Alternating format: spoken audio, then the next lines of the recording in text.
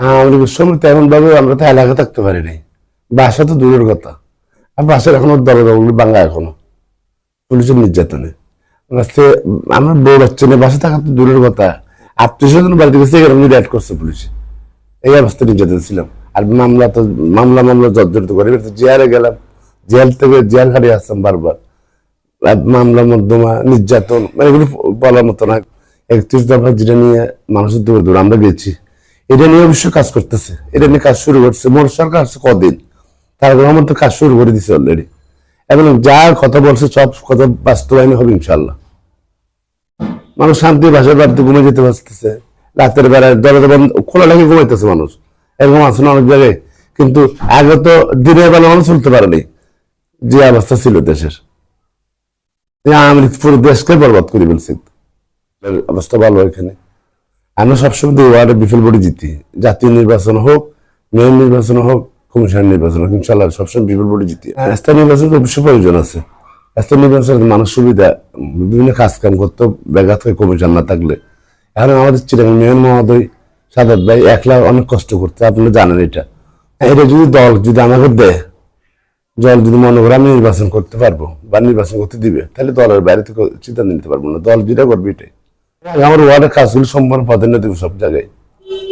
আমার একুশটা ইউনিট আছে, আমার একুশটা ইউনিট খাল খানুন এবং এই নালা নর্দমা এবং রাস্তাঘাট মানুষের কি দুর্ভিক্ষ ভোগান্তি হয়েছে আমি আগে দেখবো এগুলো। আমাদের এলাকাতে খেলার মাঠ নেই, একটা খেলার মাঠ করতে হবে। এই নালা নর্দমা যেগুলি পরিষ্কার করা দরকার, এগুলি পরিষ্কার করে ফেলতে হবে। এখন তো আছে অবশ্যই আমাদের সাদাত ভাই কিন্তু পড়াশোনার মাধ্যমে অনেক কিছু করাইতেছে, কিন্তু আমি নির্বাচিত হয়ে আসলে এগুলো আরো সুন্দরভাবে করতে হবে। লোড গার্ড যেগুলি আছে এগুলি ছেলেদের একটু বিনোদনের দরকার, বিনোদনের জায়গা। কিশোর গ্যাং, সন্ত্রাসী, মাদক ব্যবসায়ী, এগুলি তো আসলে দেশটা আগের থেকে এগুলো চাই গেছিল আওয়ামী লীগের আমলের থেকে। এগুলি কিন্তু আমরা প্রতিরোধ করবো সব জায়গায়। আমাদের এলাকার সমাজ কমিটি আছে না, আমাদের আমি সমাজ কমিটি পরম সর্দার সভাপতি সমাজ কল্যাণ পরিষদের দায়িত্ব পালন করে আসছি। মসজিদ কমিটির সিনিয়র সহসভাপতির দায়িত্ব পালন করে আসছি। আমি আমার এলাকা উন্নপাড়া যারা আছে, আমাদের সুরাগাঙ্গি যারা আছে, সবাই নির্বাচন করতে পারতেছে। কিন্তু আমার কথা হলো যদি দল যদি আমাকে দেয়, আমাদের তারা রহমান যদি আমাদেরকে নমিশন দেয়, আমি অবশ্যই নির্বাচন করবো। কাউন্সিলর হইলেও জনগণের সাথে আছি, কাউন্সিলর না হলেও জনগণের সাথে আছি। আমরা জনগণের জন্য কাজ করে যাব, আর আগেও করে আসছি জনগণের জন্য, এখনো করে যাবো জনগণের জন্য। ডক্টর বয়স্ক অনেক ধন্যবাদ জানি।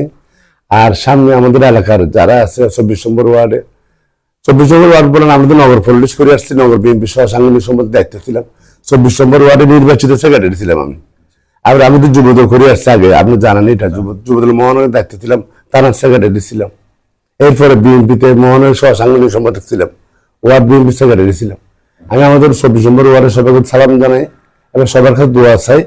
ইনশাল্লাহ আগামী দিনে যাতে জনগণের পাশে থাকতে পারে, যে কোনো সুবিধা যে কোনো কাজে জনগণের পাশে থাকতে পারে।